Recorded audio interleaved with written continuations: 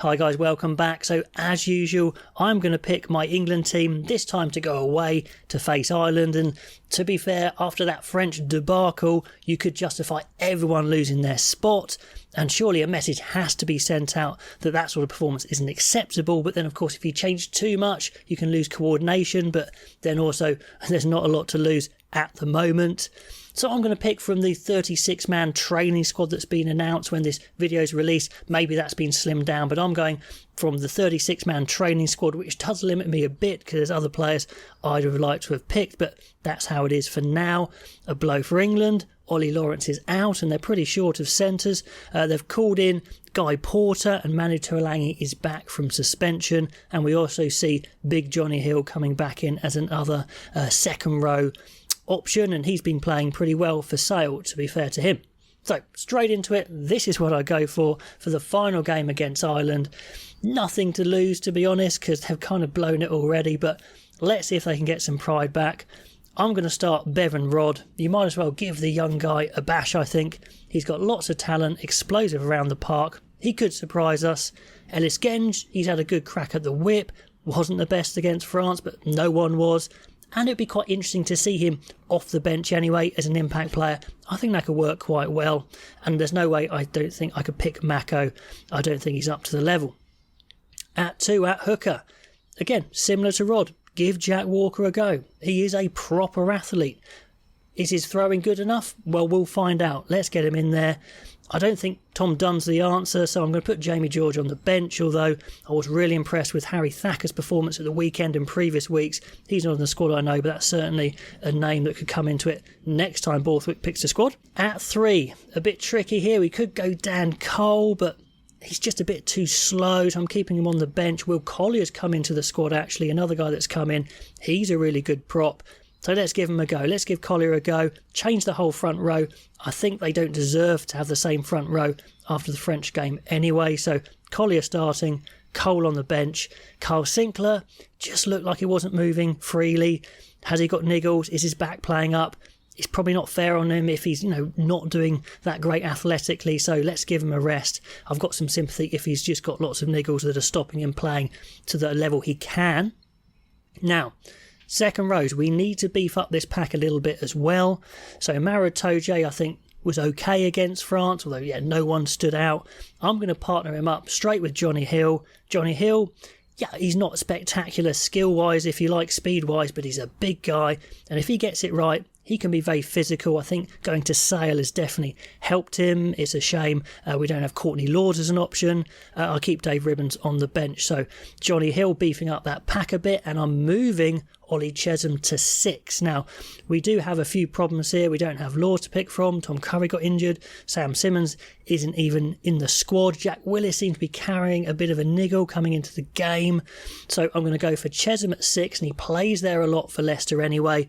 He's got that athletic ability that young locks have, so he can play 6 definitely, add some extra size, some extra muscle, some extra height.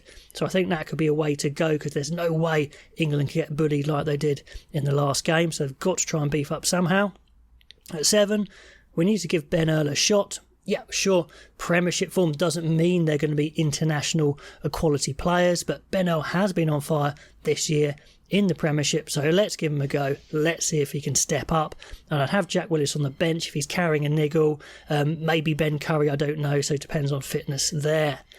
At 8, I don't think Don Brandt is startable at the moment. He was just decimated against France. So I think you drop Lewis Ludlam to 8, who has looked more physical than Don Brandt. It's not ideal, but I think it's the best option we've got. At 9, I think it's a no-brainer, this one. JVP has had lots of starts, hasn't really cut the mustard. So let's give Alex Mitchell a go, see if he can meet that ruck speed that Gibson Park provides. JVP on the bench. I can't really bring myself to include Youngs.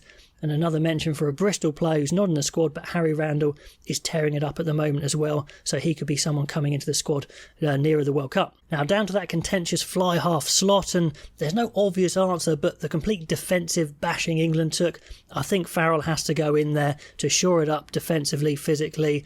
You could go George Ford, but he really hasn't played much game time, so I'll bring him onto the bench. Smith's been given a lot of goes. Let's give him a rest. So let's have Farrell starting, Ford on the bench. Centres, big issue with Lawrence out. I don't think Slade is pickable. Yeah, he's got good skills, but compared to the other 13s in the world, his attack and defence are just miles off, so I don't think I can pick him. Tuolangi's just back from suspension, so he's not going to be match fit. Plus, he's always a bit injury prone anyway, so just to chuck him straight in, I think, is unwise. So, kind of by default, but I'm going to go for Guy Porter at 12. He's solid, he's dependable, he's not spectacular, but I don't think he's going to get bullied either. Then Joe Marchant at 13. Maybe a little question mark about his defence, but he's super talented as an attacker. Hasn't had many shots. Let's give him a go there. So Farrell, Porter, Marchant in the midfield. The wings. Hard to pick because England haven't got the ball to the wings that much at all.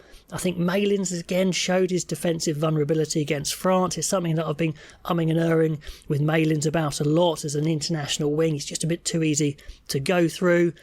Watson's looking like he might explode at some point. He might get there, so I'm going to stick with Watson. And the other wing slot's easy. As you know, I'd always start Henry Arundel. Give him a full 80 minutes. Let's see what he can do. Nothing to lose. Freddie Stewart has shown his strengths against France. That huge kicking game, big straight lines in attack, great try. We know his weakness now. He can get flat-footed. He's not the quickest guy. He's not going to cover those overlaps, those wingers breaking through, whatever it is. But you pick him for what he can do, I think. And with Watson and Arundel around, there's pace there. And I think it is worth swapping one of them into 15 at some point because we'd have gone the whole Six Nations without seeing any alternative fullback otherwise. And my final bench spot I'm going to give to Tommy Freeman. Let's give the youngster another go. He can cover 13, wing, 15. He's big, he's quick, he's physical, he's got good skills. No, he could well be a good player for England, so let's give him a run from the bench. So that's my team to face Ireland. Is it going to be good enough? I don't know, but I've given my rationale for why I've picked who I have, and I'm fairly happy with that rationale. Let me know what you would pick and why. All the comments below, and I'll catch you next time.